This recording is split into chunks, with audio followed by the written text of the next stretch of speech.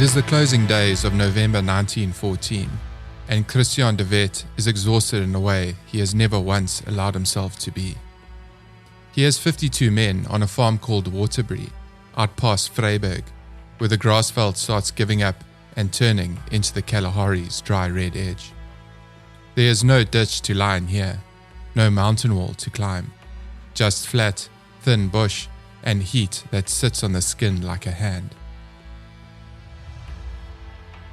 He is 60 years old, and he is doing the one thing he has always done better than any man alive, disappearing. Because somewhere out there, a column is hunting him again. A government has decided that de Wet cannot be allowed to remain free, so it has put men and machines into the field to end that. An informer has already told a colonel exactly which farm to look at. Reinforcements are closing in from more than one direction. That's what always happens when the net is finally, truly closing. And then, in the heat shimmer over the flat ground, there is a sound he has never had to run from before. Not hooves, an engine. Then several, a whole rattling convoy of them, throwing up a dust cloud too straight and too fast to be cavalry. Because it isn't cavalry. It's motorcars, a fleet of them, closing ground in an afternoon that would have taken a mounted column 3 days. There is nowhere to ride to, no baboon track up out of this one. They take him without a shot fired, 52 men, 1 general, done. 12 years, almost to the season, since the trap that never once worked, and here it is, finally shut. The empire spent tens of thousands of soldiers and never laid a hand on him. Now, it's closing its fingers at last. Except, it isn't the empire. The man walking towards him across the dust is called Koen Brits. The men behind him aren't wearing the uniform de Wet spent 2 years running from.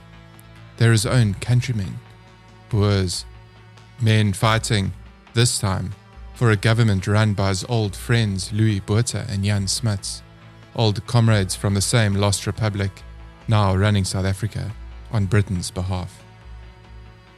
De Wet looks at the men putting him under arrest. He almost laughs. "It was the motorcars that beat me," he says. Then, when someone makes plain exactly whose hands these are, he says, quote, "Well, thank God for that. Then the English never captured me." End quote.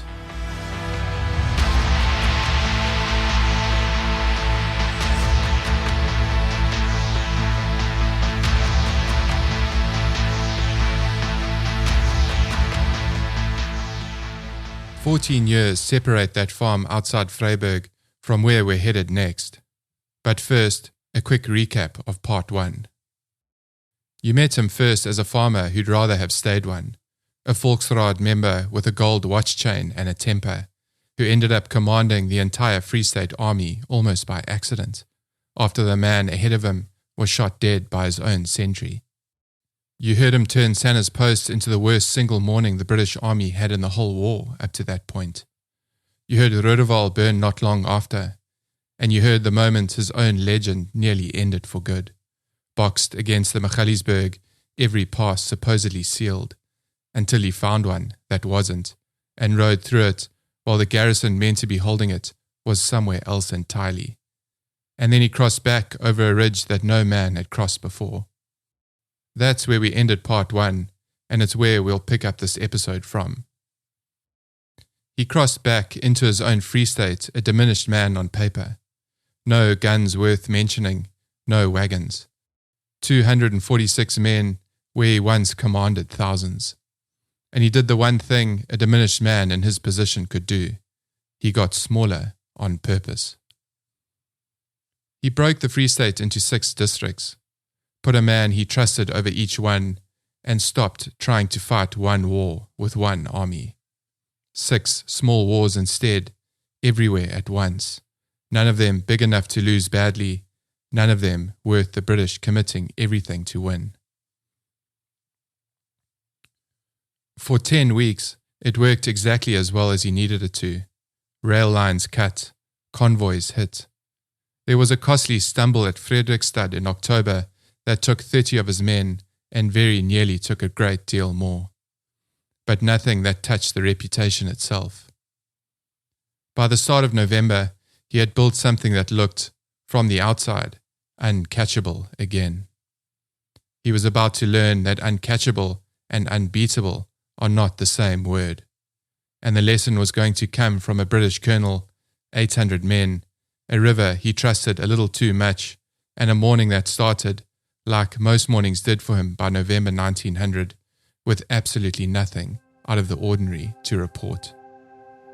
This is more than a story.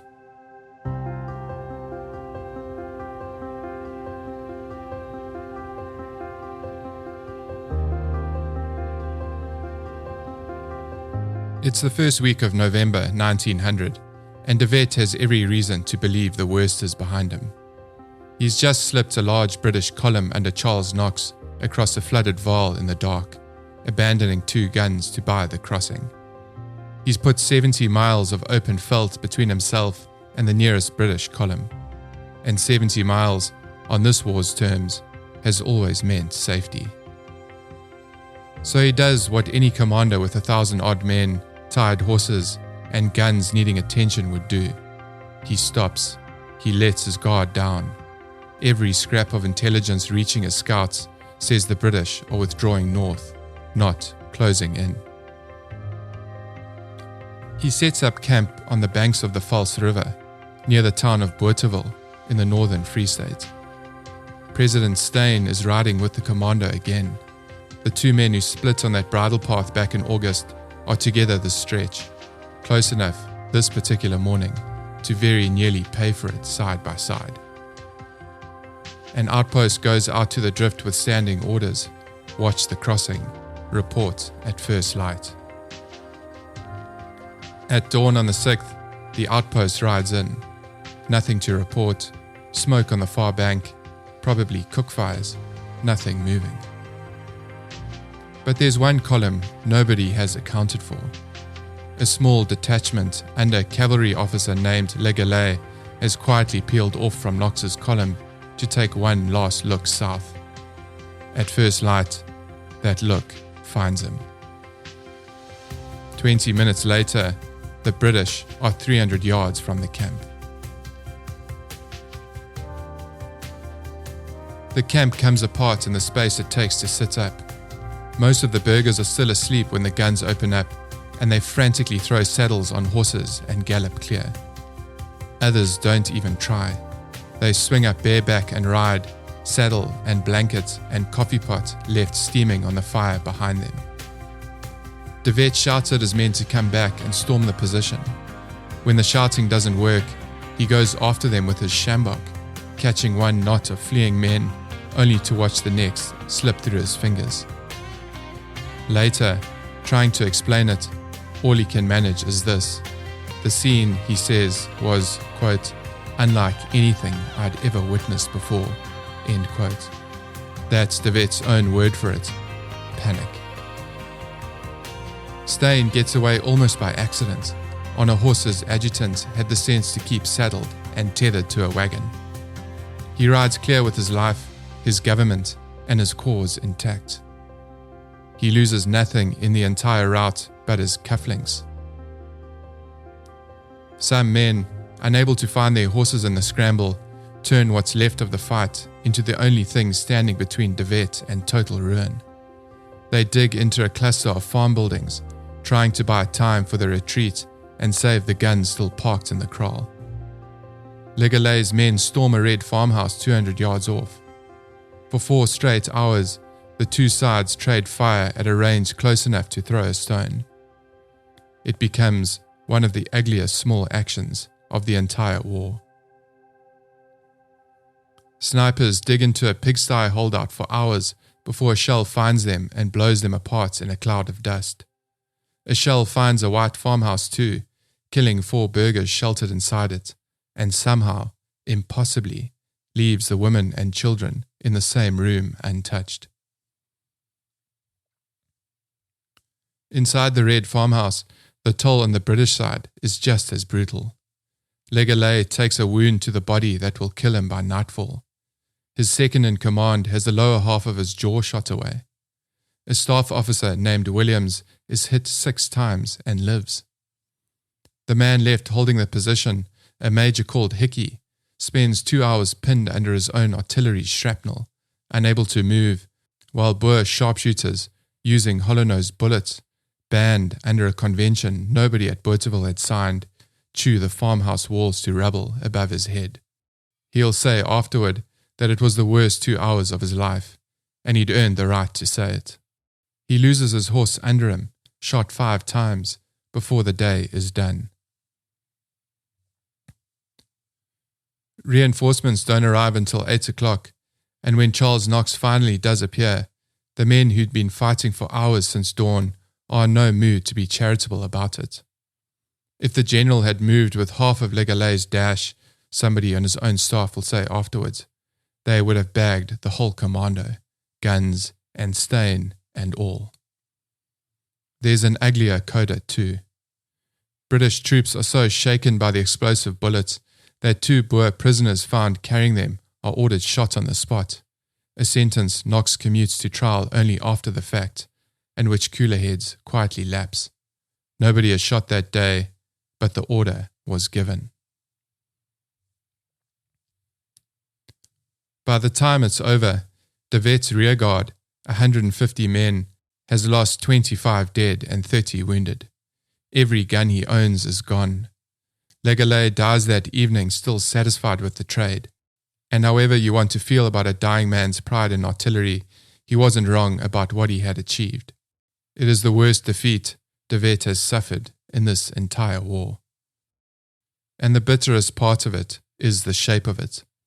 For one morning, on the banks of the Vals River, it was the Boers who were caught sleeping, and the British, for once, who did the hunting. After the ambush at Bothaville, De Wet is moving again within hours. That's the part the British never quite factor into their reports. But somewhere in that retreat, I have to think, some smaller reckoning is going on behind the eyes. Because 3 weeks later, at a town that carries his own name, he is going to answer Bothaville in the only language he has left to speak in.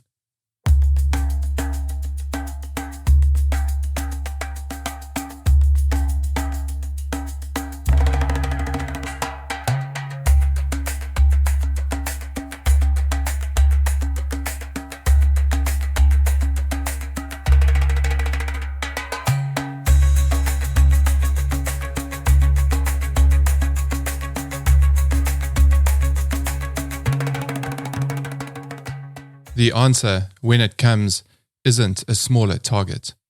It's the one town in the entire Free State De Wet has no ordinary right to have to fight for. Dewetsdorp is named for his father. He grew up on the farm just outside it. He bought the land from the old man himself. He rode these streets for 30 years as a local son coming home, not as a general planning an assault before dawn. Now the British hold it, and the only way back in is through the front door, at gunpoint, in the dark.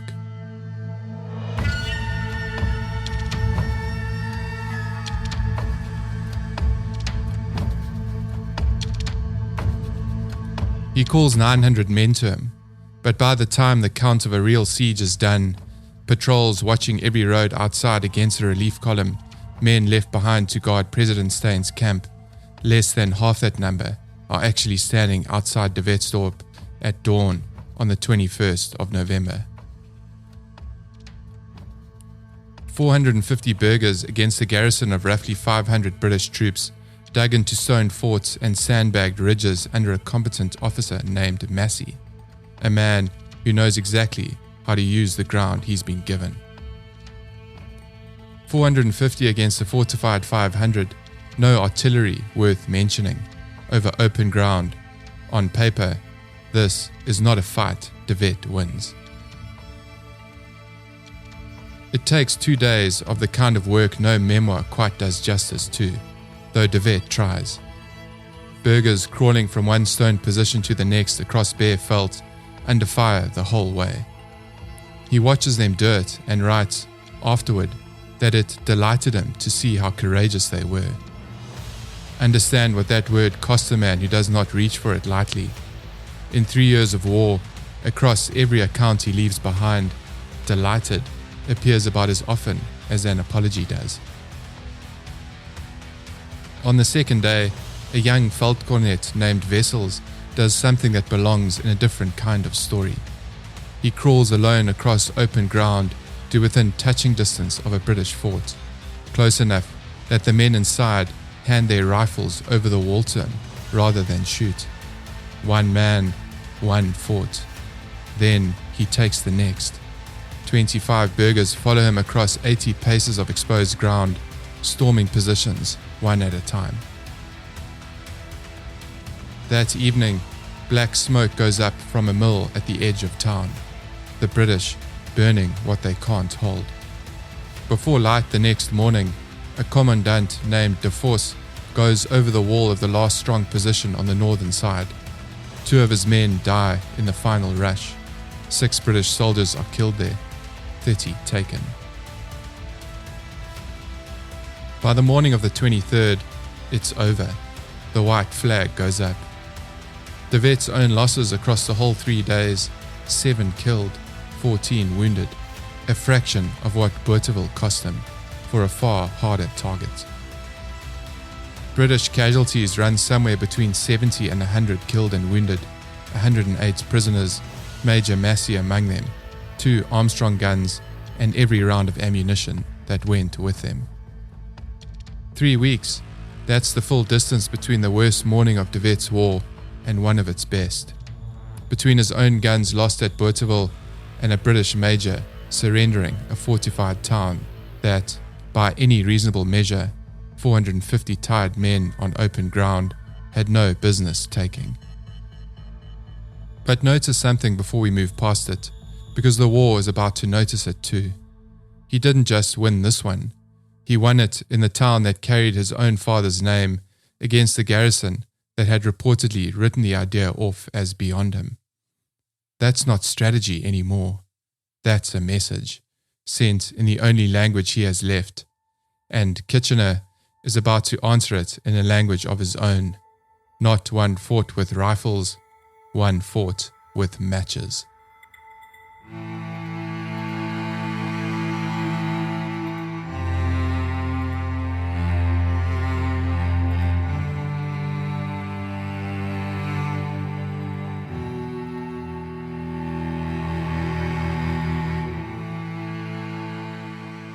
Kitchener's answer arrives quickly, and it isn't subtle. The orders going out from Pretoria in the weeks after Dewetsdorp don't send more men after De Wet. They send men after everything around him. Every farmhouse that might feed a commando, every dam that might water a horse, every grain store that might carry a family through winter. The goal isn't to catch the fighters anymore, it's to stop them being fed. Farm burning wasn't new. It had gone on in patches since the middle of 1900, but after November, it hardens into something closer to policy. Burn the house, blow the walls, kill or drive off what stock can't be taken, break the wells if it comes to that. Kitchener adds one more instrument alongside the fire, the drive. Long lines of troops and blockhouses strung with barbed wire, sweeping the open country and pushing everything ahead of them.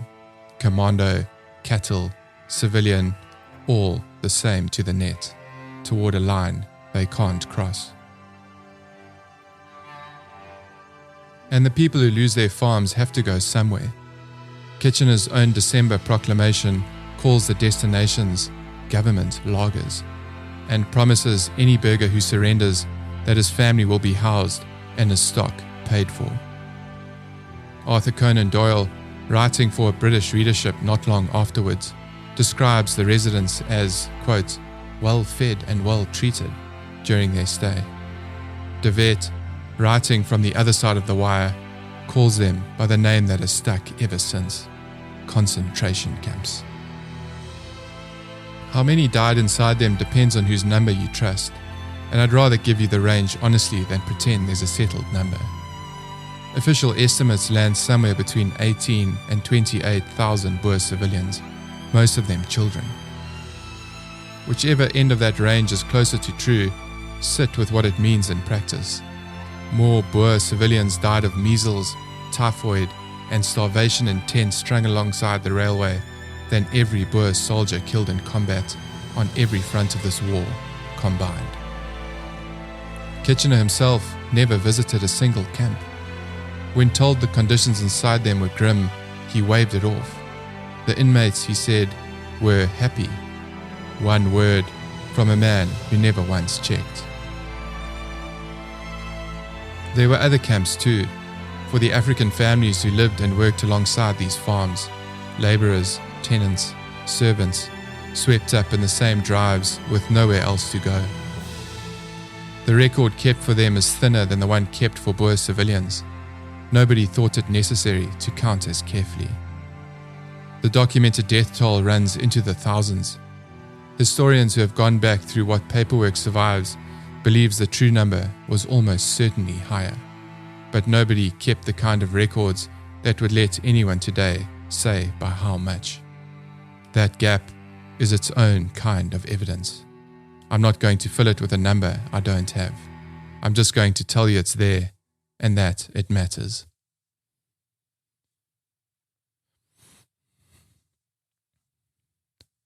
De Wet's answer to all of this is the same one Botha and Steyn reach for.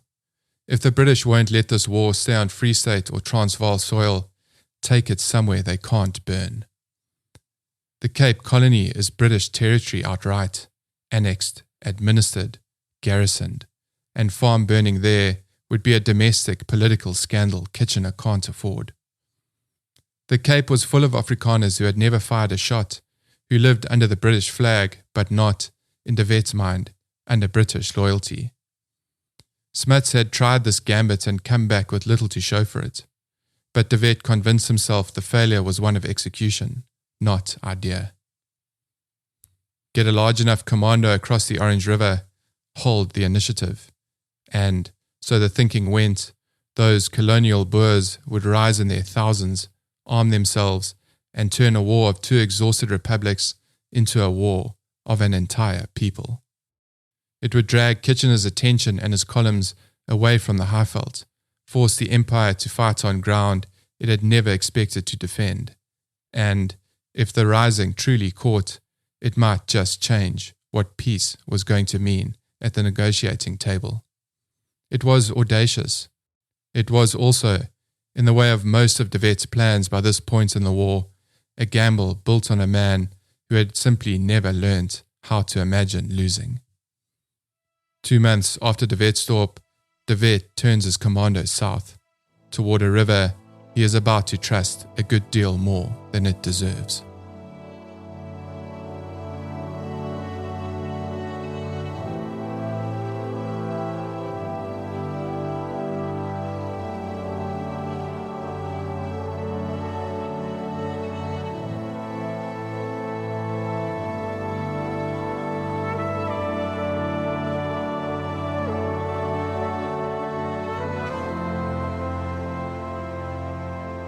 In early December 1900, De Wet turned south and east for the Orange, hoping to slip into the Cape Colony while Kitchener's attention is still on the smoking ruin behind him. It's a race, and for once, the ground itself is against him rather than the English. Heavy rain the whole way, the kind of downpour, the burghers say, that could kill a grown man and take the legs off a child. They ford the Caledon in the middle of it, barely, the current already rising as the last wagon crosses.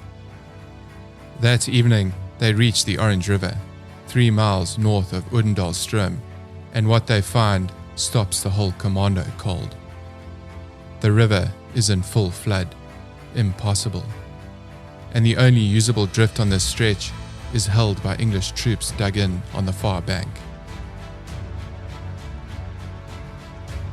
The trap that De Wet's commando is now in has the shape you could draw with 3 lines. To the south runs the Orange River, swollen with rain and unfordable at every drift he tries. Running northeast from its confluence with the Orange is the Caledon, just as full, just as impossible, cutting off any thought of doubling back the way he came. And to the east lies the border of Basutoland, which might as well be another river for all the good it does him. It's a neutral territory he refuses to cross. He and the Basutu have no quarrel, and he isn't going to manufacture one to save himself. What's left is a narrowing strip of open veldt, wedged between two flooded rivers and a border he won't touch, with Knox's column sweeping in from the south and west. It is, by his own account, the closest the English ever come to cornering him outright, not through cunning, but through weather, geography, and the simple fact of a man who's run out of directions to run in. But he can't wait to find out. While he searches for a way across himself, he sends Commandant Christiaan and Captain Schiepers ahead with 300 men. The orders are simple enough for anyone to follow. The moment the Orange River drops enough to ford, cross it, and don't wait for him. If De Wet can't get into the Cape Colony, someone from his commando is going to. He turns back north and tries the Caledon Bridge at Komisi Drift and finds exactly what he expected. Trenches dug, sconces thrown up on both banks, the crossing sealed. But a scout sent upriver brings back the first good news in days. The water is falling.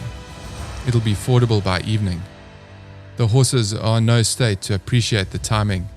3 days ploughing through wet, churned mud, no forage, grass too young in the season to put any strength back into them. But there's only one road left open, and De Wet takes it. They turn upstream for Zevenfontein, a ford 10 or 12 miles further along the Caledon. Shortly before sunset, they reach it, unoccupied, fordable. After days of being boxed in by weather, geography, and an enemy who understands exactly how few options he has left, De Wet allows himself something close to relief. He turns at once for Dewetsdorp, intending to rest his exhausted horses and make a second attempt at the river as soon as they can carry him. It doesn't survive the morning. General Knox refuses to let De Wet and President Steyn loose and throws every man he has into driving them back north. For the next week, De Wet is running rather than marching. He heads west, hoping to slip past the town of Edinburgh, only to find a British column already sitting there waiting for him. He turns east instead, towards Wiepenna, and by morning, Knox is on his heels again. There is no clean direction left to run in. The enemy behind him, and somewhere ahead, in whichever town he hasn't ruled out, more of the enemy waiting. And underneath it all sits a bitter, growing truth. This isn't the campaign he'd planned.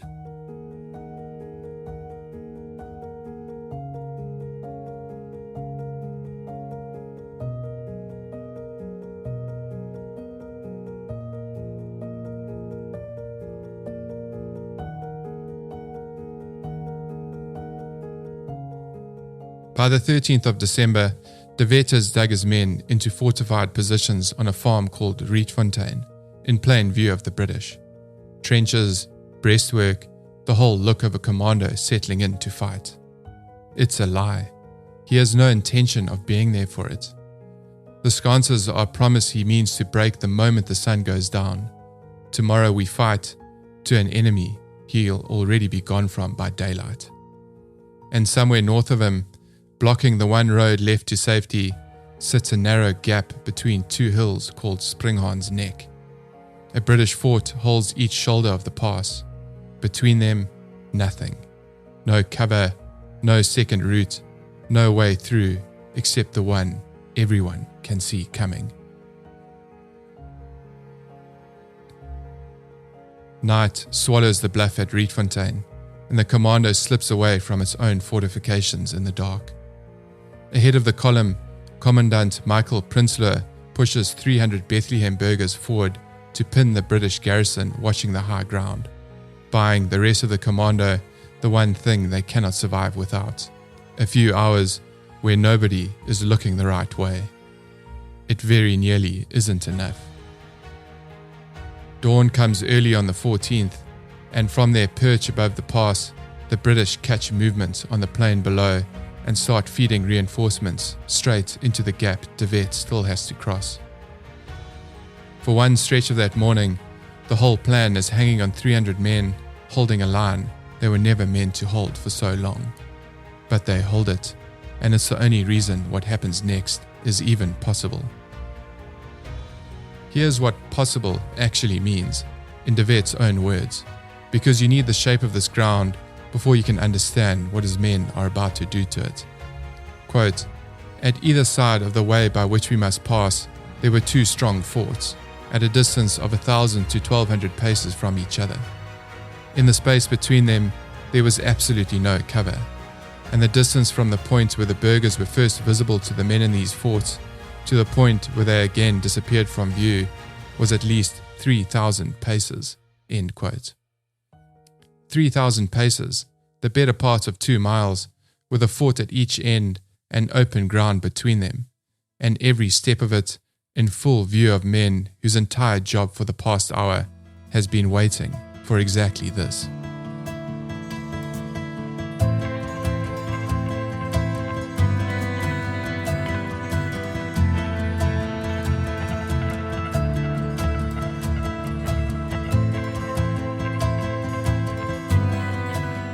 Piet Fourie takes the storming party in first, then De Wet follows with the rest of the commando, and the gap opens ahead of them like a throat, forts firing from both shoulders of it. There is no order left to give, but go. Horses that have stumbled for 2 days find something under them that nobody knew was still there. The noise alone could unmake a man. Not shots, but a continuous tearing roar. Morza and Lee Metford overlapping until the air itself seems to shred, and under it 800 hooves hammering flat out across open ground with nowhere at all to take cover. Dust comes up in sheets. A horse screams and goes down. The rider behind swerves without slowing, because slowing is the one thing nobody can afford. A knot of burghers pressed too close to a British outpost dug into the narrowest point of the gap drive straight through rather than lose their pace. Here's De Wet again, quote, "Over these terrible 3,000 paces our burghers raced, while a storm of bullets was poured in upon them from both sides." End quote. 800 men at a dead gallop through nearly 2 miles of crossfire from fortified positions on both flanks, and when De Wet counted his column on the far side, the tally came to 1 man hit. Whatever you make of those odds, it's the number he wrote down, and it's the number that survived into the record. I have to be honest with you. I read that line and just sat there for a few seconds, mouth open, staring at the page. No man killed, 1 wounded, out of 800 riders crossing nearly 2 miles of open ground under fire from forts on both sides. My wife looked over, asked what on earth I was reading that had me making that face. "I don't know," I said. "It doesn't compute." And I mean that. I've read a lot of accounts of a lot of battles for the show, and I've never hit a survival number that made me want to double check my own math. De Wet doesn't credit tactics for it, or luck, or the suppression fire Prinsloo's men were laying down from the hilltop. He credits providence. He writes that the escape could only be explained by God's own hand held graciously over them that morning. I don't quite share the theology, and I'd be doing you a disservice if I didn't tell you that this is also the kind of figure that makes a historian's eyebrow go up, the kind you'd want independently confirmed before you built a monument to it. Maybe the fire really was that wild, on men moving that fast through that much dust. Maybe adrenaline compresses a story in the retelling. What I can tell you is that 800 riders, 3,000 paces, crossfire from 2 directions, and 1 wounded man isn't a miracle I can explain better than De Wet can. Call it good positioning, poor marksmanship at range, or the sheer chaos of that many moving targets at once. But I understand exactly why a man who lived through that morning reached for the only word big enough to hold it.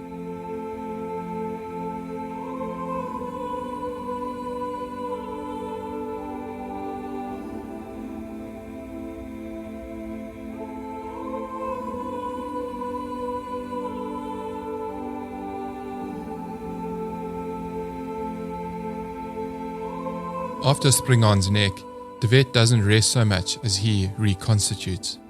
He pulls back into the mountain country around Vicksburg to let his horses recover and his commando refit.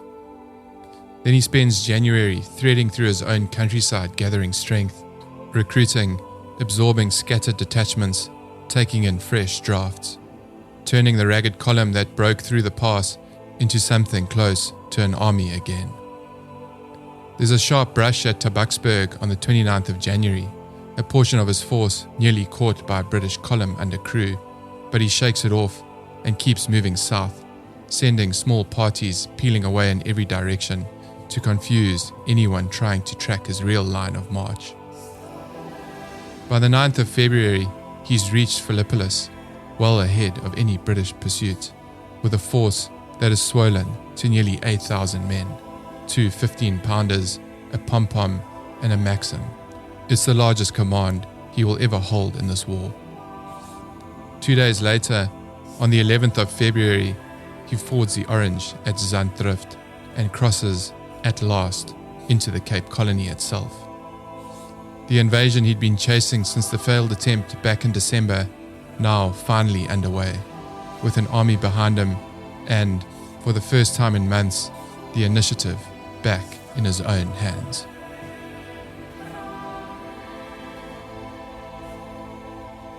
The Cape doesn't break de Wet, but it comes close. For 17 days, he's chased across country his men don't know and can't read the way they read the Free State, columns converging from every direction the map allows. And the terrain itself turns traitor. Boer ponies raised on sweet high-felt grass founder on the thin, rank grazing of the Karoo, dropping under their riders by the 100. By the time he finds a ford low enough to cross back over the flooding Orange on the last day of February, the cost of the whole adventure has turned savage. Some 4,000 horses gone, every gun lost, thousands of his men killed, captured, or simply melted away into the veldt. He recrosses with barely 50 riders still at his side. It is, by any honest measure, the worst month of his war, and the last time in this story he will ever again command an army the size of the one he led south. What follows isn't collapse, though it must have felt close to it. Through the back half of 1901, de Wet effectively goes to ground, not from exhaustion alone, but because the war itself has changed shape around him. Kitchener's blockhouse system, a project de Wet once dismissed as the blockhead system, keeps growing anyway. Thin, fortified lines strung with wire, creeping across the Free State mile by patient mile, turning open country into something closer to a maze.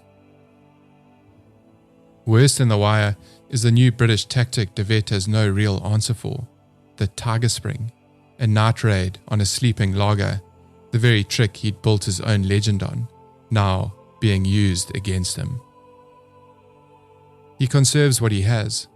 He lies low in the one triangle of country he knows better than any Englishman ever will: Lindley, Bethlehem, Rates. 3 towns burnt down to their foundations by one side or the other, but grass enough on the surrounding farms to keep a threadbare commando fed if it scatters thin. His own main strength, by the end of November, has shrunk to 700 men, against something like 20,000 arrayed to hunt him. Some of it is a wound of a different kind entirely. His own brother, Piet de Wet, has surrendered, taken the oath, and is now riding for the British as one of Kitchener's national scouts. A Free State man, from the same family, hunting the same commandos his brother still commands. De Wet does not write much about this in his memoir, Some silences say more than the sentences around them.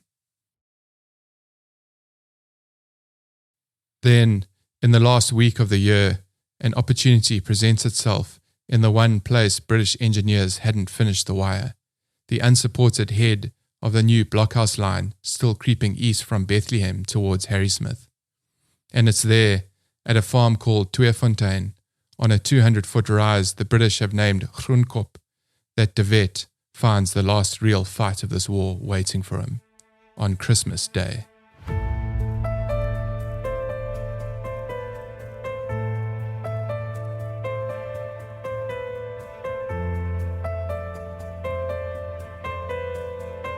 The small force left to guard the working end of the blockhouse line has made exactly the mistake South African koppies have been punishing British officers for since Majuba. They've picketed the crest. They haven't picketed the base of the one face steep enough that nobody thought an attack would come from there. De Wet finds us out the honest way, by looking. 2 days before Christmas, he rides out with General Prinsloo to study the mountain from every side he can reach. When a handful of African scouts ride up from the English camp and stumble into his reconnaissance party, the brief chase that follows tells him something he needed to know anyway, exactly where the guns are sighted and exactly which way they can fire. On Christmas Eve, he calls in the last of his scattered commandos in secret and lays out the plan. 600 men, 100 of them to stay back with the horses and one gun. The rest will leave their horses at the foot of the western face, the steep side, the side nobody's watching, and climb it on foot, in the dark, in single file, in whatever order they'd been riding. They reach the mountain unseen. At 2 o'clock in the morning of the 25th of December, they start up. They're roughly halfway up when a sentry's voice cuts through the dark. Halt, who goes there? A few shots follow. And then De Wet's own voice, carrying over the gunfire and up the slope. Burgers, storm. The men take up the word themselves, passing it hand to hand up the mountainside. Storm, storm. Climbing through a night now full of bullets they can hear but not see, slipping on the loose rock, going down, getting back up, climbing again. It's less a storming party than a scramble, by De Wet's own account, but it carries them to the top. De Wet writes that it was a, quote, never to be forgotten moment. The English camp is 100 paces from the point where the burghers crest the ridge. It takes the sleeping yeomanry 3 or 4 minutes to come awake, find their rifles, and meet what's coming at them. In that gap, De Wet's men close the distance. The Armstrong gun and the Maxim Nordenfeldt automatic cannon manage 2 shots each before the gunners are shot down where they stand. What follows is close, chaotic, and short.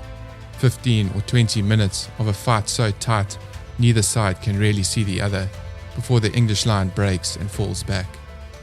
It breaks again a little further on, and again in stages for something like 2,000 paces, until what's left of the garrison finally scatters into the dark beyond reach of anyone still on foot. 69 years on, a British survivor of this battle named Trooper Bowers sat down in front of a tape recorder and found he still had the whole thing unforgotten. It starts, he says, at 2 a.m. with a single shot. What follows isn't a battle so much as a wall of noise, a fusillade tearing straight through the canvas of the tents lined down the slope, Bowers' own tent among the first hit. 14 men are crammed in with him, rifles stacked around the center pole, and in the chaos, he grabs whichever one his hand finds first and runs for what he assumes is the high ground, the strong point, the safe place, a place a British soldier is trained to think of as safe. It's already lost. He can see it by the muzzle flashes alone, hundreds of them, the whole crest of the hill lit up with rifle fire, and he realizes, running blind toward it, that he is running the wrong way entirely. What he finds instead is a sack of oats lying loose on the slope, no real cover at all, just something to put a body behind. And another soldier is already there ahead of him. They press together for whatever shelter 2 men and a bag of grain can offer, and a bullet finds the gap between them anyway, tearing through the sack and into the other man's stomach. He dies fast and loud, still held against Bowers when it happens. A few yards further on, 3 more men have gone to ground behind more sacks, among them a 17-year-old lieutenant named Watney, a boy the old troopers had teased for his dandyish manner, who stands up into the firing with a revolver in his hand and shouts the only order he has left to give. "Come on, boys, charge." It's brave. It's also suicidal, and Bowers knows it even as he runs toward him anyway. Close enough when the Boer volley comes in to watch all 3 men cut down beside him without a single round finding him. Someone strips the bandolier off his shoulder and the rifle out of his hands before he's fully understood he's been taken. A voice, fluent English, like all of them, he notes, almost bewildered by it, tells him to get into a tent and stay there. He does. Other captured men start filing in around him in the half-dark.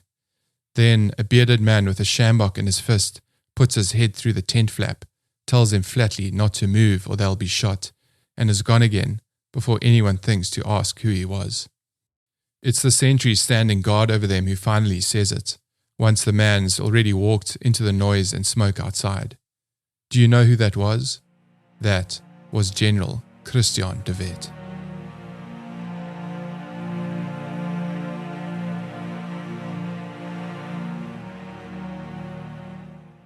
By dawn, it's over.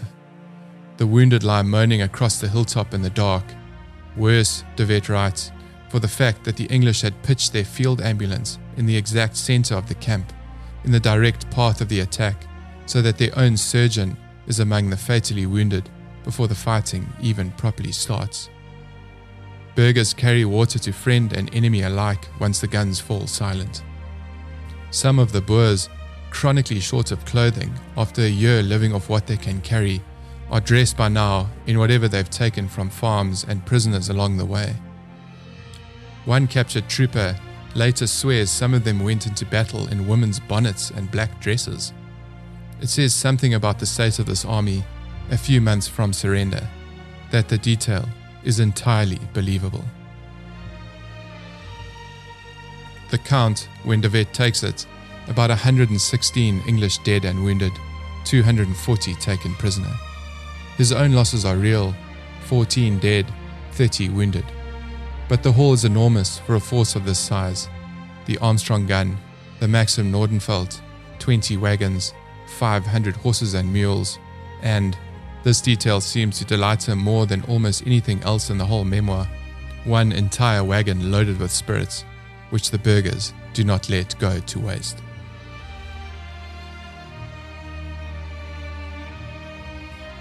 Kitchener's own reaction when the report reaches Pretoria is to blame the dead man's negligence and move on. Major Williams's disaster, he calls it. Told the pickets had simply never been posted on the one side that mattered, he has one word for how it happened. Slackness. Christmas slackness. At that, as if the failure was seasonal.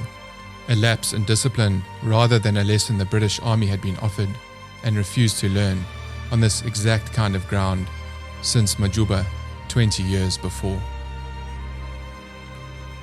Sit with where this happens in the story, not at the height of his power with 8,000 men and the whole Free State answering to him.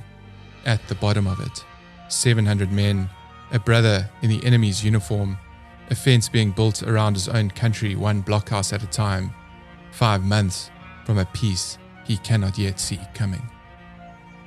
And he still climbs a mountain in the dark on Christmas Eve and takes it. This is the last time in the whole war that de Wet wins something this clean, this complete, this entirely his own. It will not happen again, but it happened once more than anyone chasing him had any right to expect. And that, in the end, might be the truest single sentence anyone could write about Christiaan de Wet.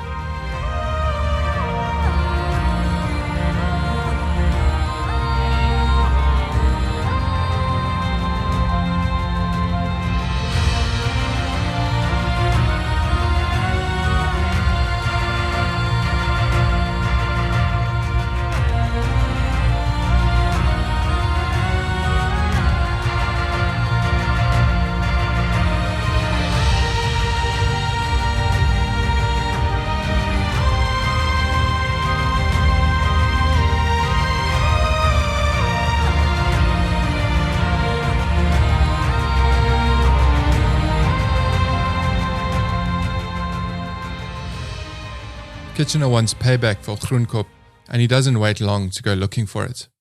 Within weeks, his column are back in the same stretch of country, working a new kind of operation he's been refining all year, the drive. Long lines of mounted troops strung out across open veldt, sweeping forward between two blockhouse lines.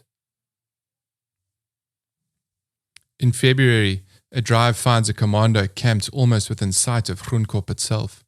Not De Wet's own men this time, but close enough in ground and timing that when Rawlinson surrounds them at a place called Lang Riet and takes 650 prisoners, Kitchener treats it as answered business. The men who surrender are allowed to keep their personal belongings. They are, by this point of the war, thoroughly beaten, and everyone on both sides knows it.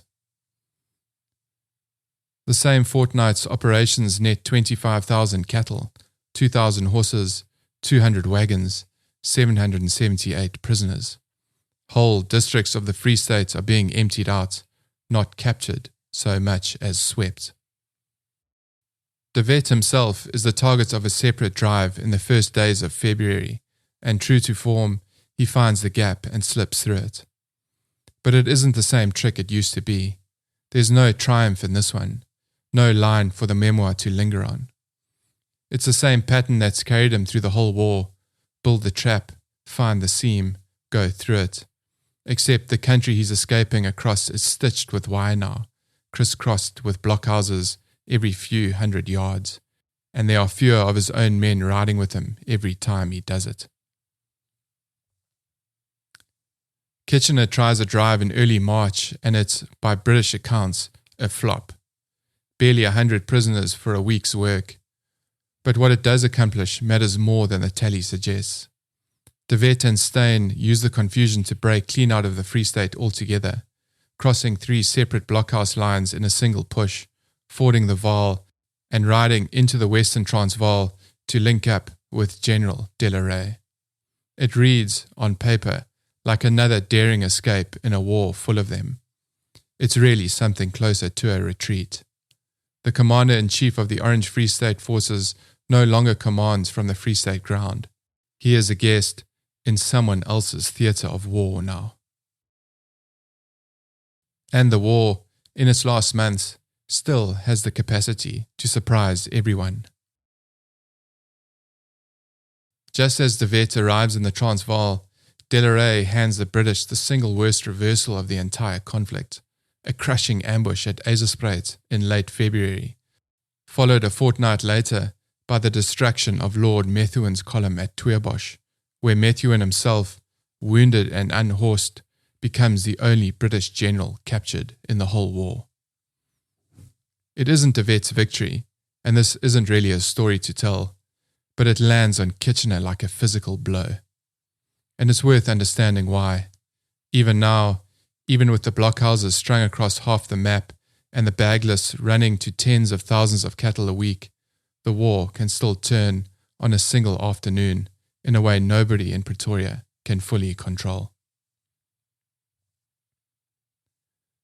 But turning on a single afternoon isn't the same as turning the war around, and everyone with eyes to see it understands the difference by now. De Wet's own commando, 8,000 strong a year earlier, is scattered across 2 colonies in bands that measure in the hundreds. The guns are gone, the wagons are gone.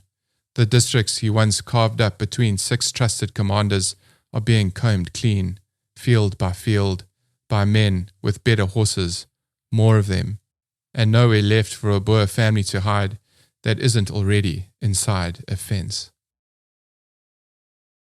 Winning a night attack on a hilltop, however completely, however cleanly, doesn't change any of that anymore. It never really did. It just delayed the inevitable outcome.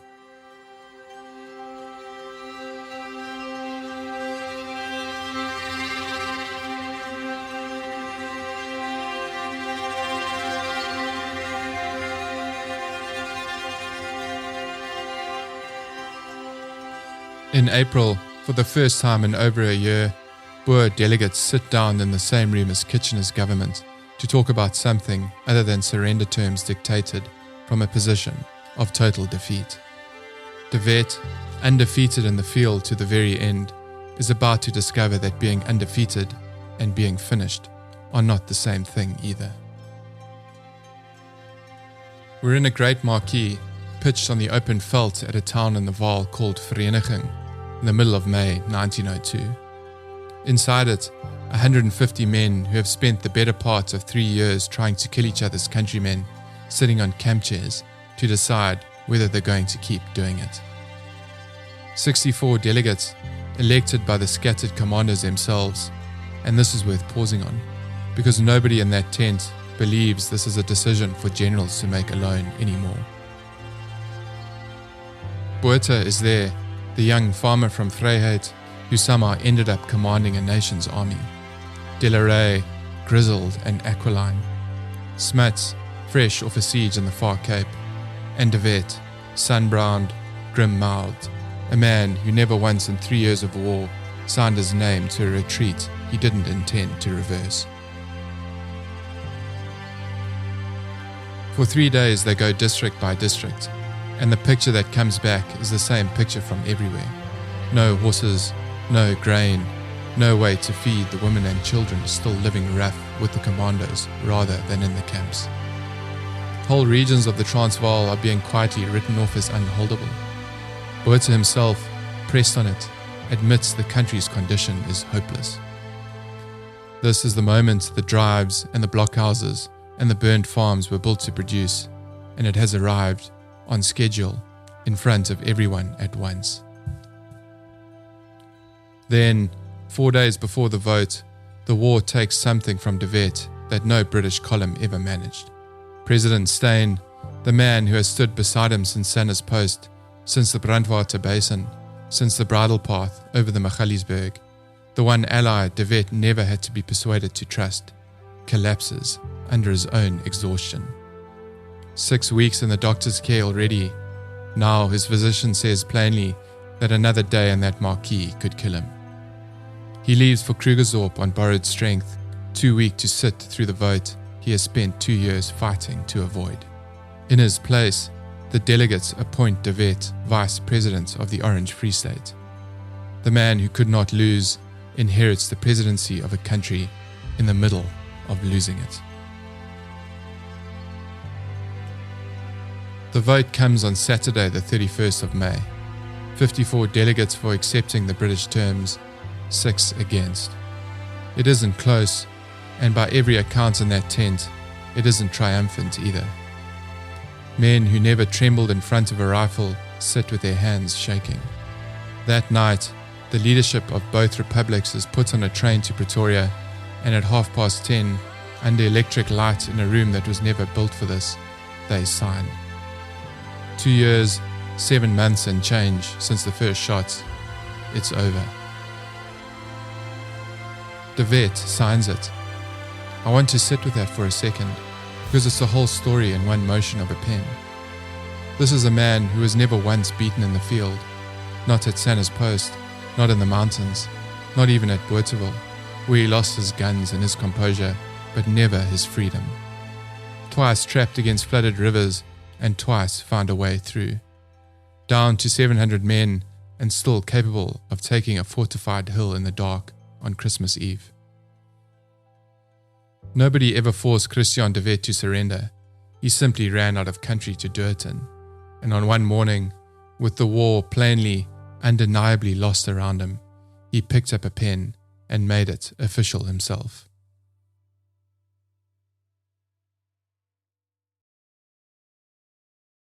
One more thing before we leave that tent, because it's the kind of silence the show has tried not to let pass without naming it.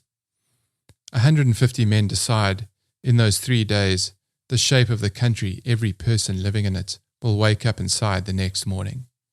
And one of those terms they settle, Clause 9, is that no black South African will be granted the vote until the 2 former republics have self-government again, which is to say, never on any timeline anyone in that marquee intends to honour. Not one African representative sits at that table. Not one is consulted. The war was fought, in no small part, on African land, with African labour, African scouts, African drivers, African dead in African camps that nobody kept careful count of. And the peace that ends it is negotiated entirely without them. It's the longest consequence decided by men who will never have to live inside that particular clause themselves.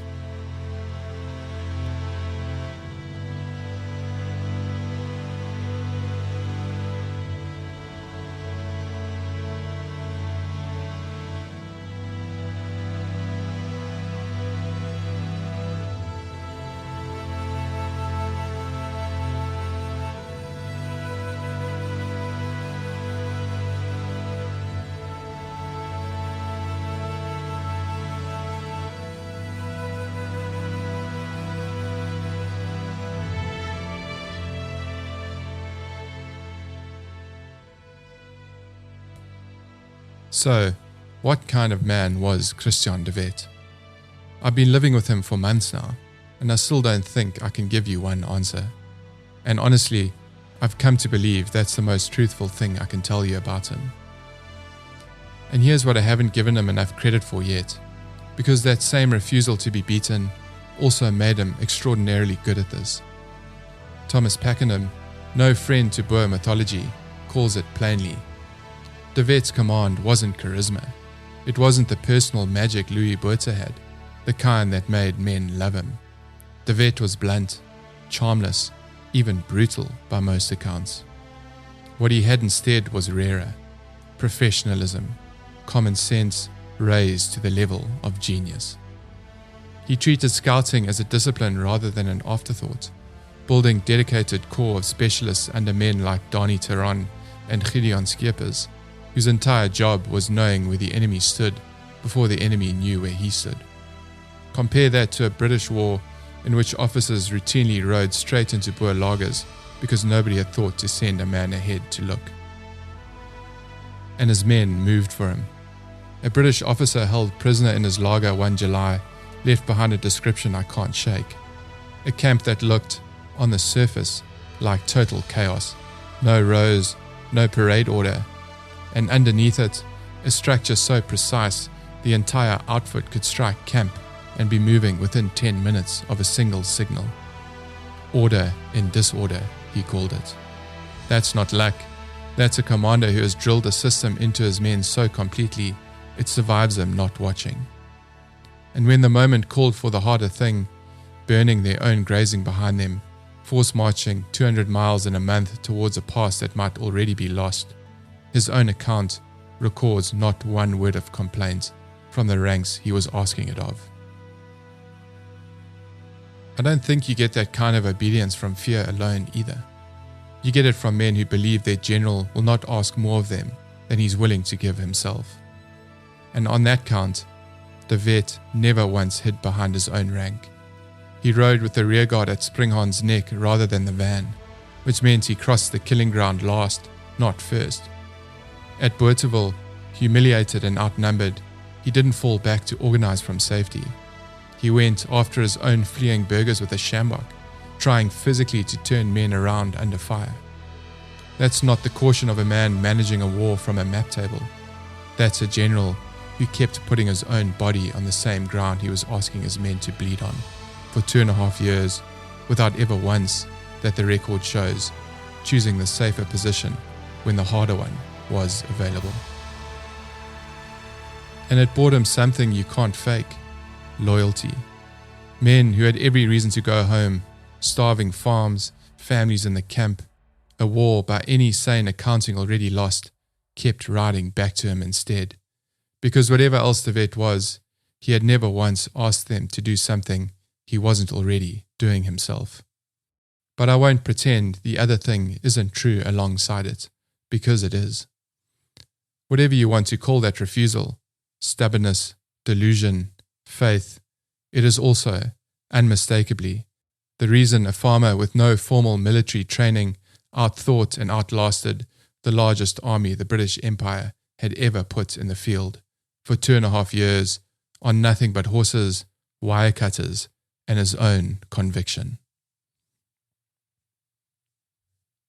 Some men are simply built out of the thing that both makes them and ruins them, and you don't get to keep the part you like and throw out the rest.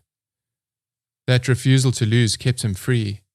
It also kept the war going. And every month the war stayed alive was another month a family stayed behind the wire. The camps were Kitchener's policy, not De Wet's. That has to stay true, whatever else is true here. But his stubbornness bought that policy time to do its work. Those two facts don't cancel each other out. They just sit there, together, the way most honest things about this war do. The men who sat down at Vereeniging weren't the people who'd quietly let go of the fight. They were delegates forced, farm by burnt farm, and camp by dying child, to reckon with what continuing it would actually cost the people still alive to pay it. De Wet himself put his name to that peace against every instinct he had, but he never stopped believing, not for one day of it, that the war itself could still have been won. 12 years from that signature, almost to the season, a column of motorcars is going to run a 6-year-old man to ground on a farm outside Vryburg, and the men getting off those running boards are going to be wearing his own flag. And when somebody finally makes it clear to him whose hands he's actually in, Christiaan de Wet is going to laugh and say the line I quoted at the start of this episode. Well, thank God for that. Then the English never captured me. He was right, in the end, about the only thing that ever really mattered to him. The English didn't beat him.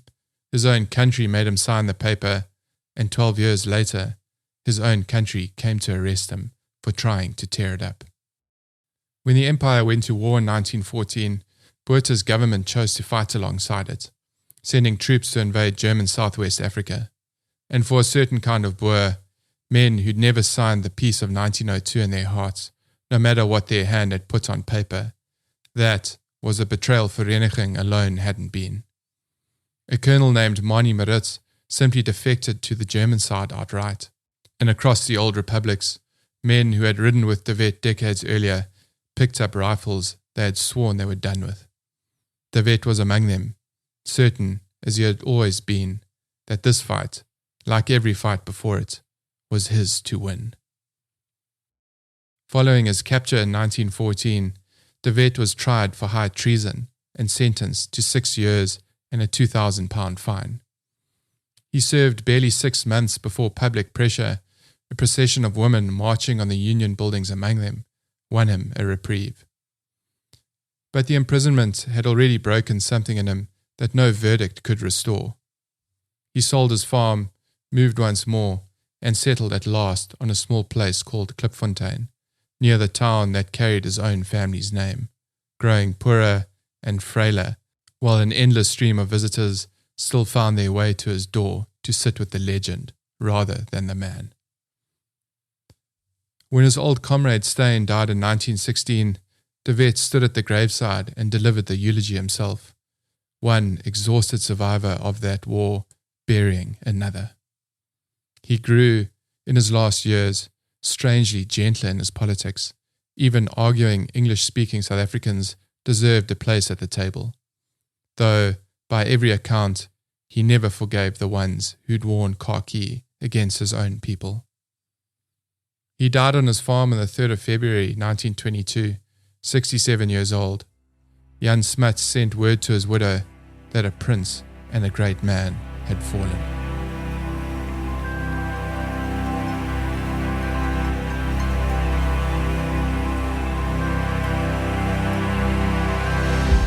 Go to Bloemfontein today and you'll find the National Women's Monument rising up out of the flat Highveld light, a pale stone obelisk built to grieve the more than 20,000 women and children who died in the British concentration camps De Wet spent this whole war watching fill.